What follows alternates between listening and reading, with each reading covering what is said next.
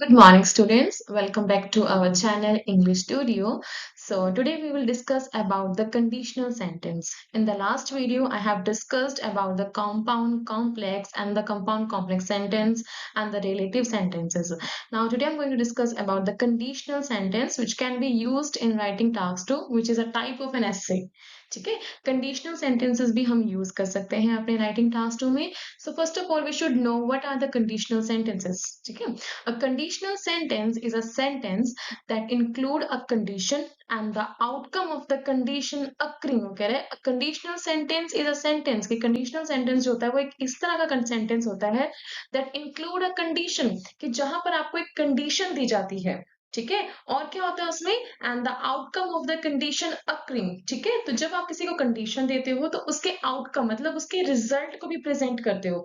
ठीक है, तो हम इसको स्टार्ट कैसे कर सकते हैं? इफ क्लॉज के साथ प्लस रिजल्ट. इफ क्या हो गया? कंडीशन हो गई और आउटकम क्या हुआ? वो आपका रिजल्ट हुआ. ठीक है, फॉर एग्जाम्पल हम देखते हैं if you study tonight. If you study tonight you will pass your exam tomorrow. अब यहाँ पर कंडीशन क्या दी गई है? इफ यू स्टडी tonight कि अगर आप आज पढ़ते हो you will pass your exam tomorrow, तो आप अपने एग्जाम को कर पास मतलब या क्लियर कर दोगे. तो कंडीशन क्या दी है कि अगर आप आज पढ़ते हो. ठीक है, और रिजल्ट क्या बताया कि एग्जाम क्लियर कर दोगे. तो ठीक है, this is your conditional sentence जहां पर आप एक कंडीशन देते हो और प्लस उसका आप आउटकम देते हो. मतलब कहीं ना कहीं आपको उसका एक कॉन्सिक्वेंस देना होता है, एक रिजल्ट आपको प्रेजेंट करना होता है. ठीक है, तो कंडीशनल सेंटेंस में आगे फॉर्मेशंस होती हैं. Let's go with that. Conditional sentence formation. The first one is if. ठीक है, plus present tens plus will. ठीक है, जो फर्स्ट फॉर्मेशन जो आप बना सकते हैं वो क्या कर सकते हैं? इफ के साथ प्रेजेंट टेंस का यूज करके प्लस जो आउटकम है वो आपका विल में प्रेजेंट हो सकता है. एग्जाम्पल देखते हैं. If peace can set a good example for their counterparts. If peace, peer क्या हो गया? सब्जेक्ट हो गया और कैन जो है आपका प्रेजेंट टेंस में आ रहा है. If Pir can set a good example for their counter parts कि अगर जो फ्रेंड्स हैं या जो उनके कॉमरेड्स हैं वो अगर अपने साथ वाले पर्सन के साथ अगर एग्जाम्पल अच्छा एग्जाम्पल प्रेजेंट करते हैं. ठीक है, तो कंडीशन दिखा दी है कि अगर वो अच्छा एग्जाम्पल प्रेजेंट करते हैं अपने काउंटर पार्ट्स के साथ मतलब अपनी कंपेनियंस के साथ, तो रिजल्ट क्या आएगा? They will probably achieve goals. तो वो पक्का श्योरिटी है कि वो अपने गोल्स को अचीव कर लेंगे. तो यहाँ पर एक कंडीशन दिखाई है कि पीस का एग्जाम्पल, पीस जो है वो एग्जाम्पल प्रेजेंट कर रहे हैं काउंटर पार्ट्स के लिए. अगर वो ऐसा करते हैं, इफ लगाया है यहाँ पे, इफ मतलब कंडीशन दे रहा है. ठीक है, तो उसका आउटकम भी उसने बता दिया कि वो डेफिनेटली अपने गोल्स को अचीव कर लेंगे. तो यहाँ पर प्रेजेंट टेंस के साथ आप विल का यूज कर सकते हैं. सेकेंड आती है if with had with past participle would have could have या मे हैव. इफ के साथ आप हैड का यूज करके with past participle, it's mean you have to use the word third form और उसके साथ वुड हैव कुड हैव और may have. For example if teacher had informed us earlier. If teacher is a subject, had is your helping verb and past participle is your informed verb की third form.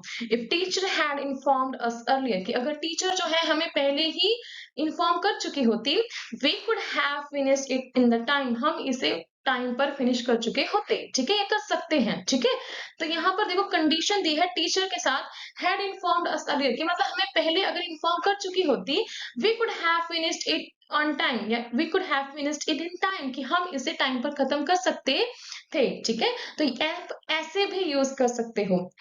Third आता है if with past tense and with would.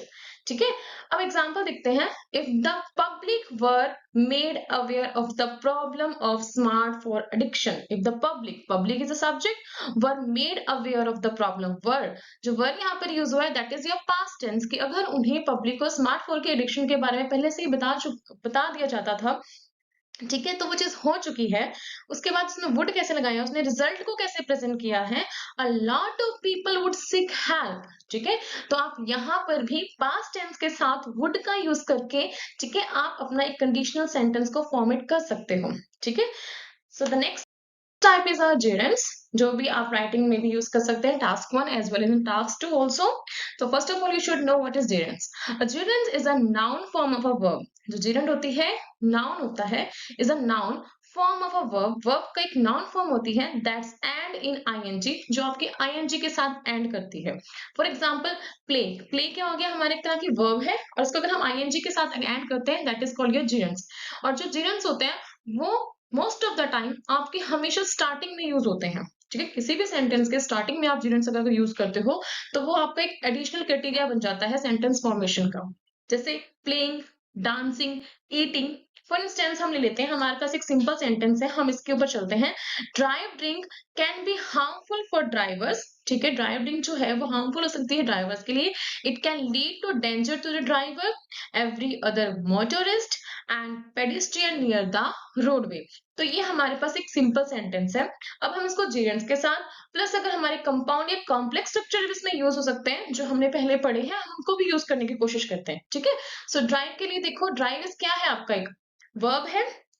ठीक है, तो drive को हम कैसे use कर सकते हैं, ड्राइविंग आईएनजी के साथ। ठीक है, इस स्टेटमेंट को पैराफ्रेज करके लिखते हैं। Driving under the influence of alcohol not only presents a danger to the driver but also every other motorist and pedestrian। Driving, अब आ गया ड्राइव के साथ आईएनजी लगा दिया तो जीरेंट सेंटेंस बन गया। वो कह रहा है driving under the influence of alcohol, कि अगर अल्कोहल को कंज्यूम करके ड्राइव किया जाए, ठीक है, not only present danger to the driver, not only अब स्ट्रक्चर यूज हुआ है, इसका मतलब कहीं ना कहीं हम अपने फैन वॉइस को भी यूज करेंगे यहाँ पर देखो, but also every other motorist and the पेडिस्ट्रेनियन।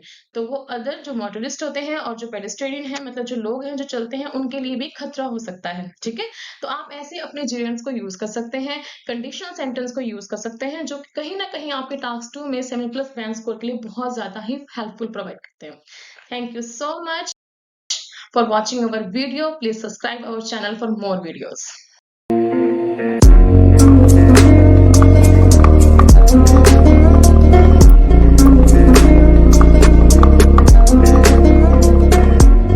Like, share and subscribe the channel for upcoming videos and also press the bell icon for notifications.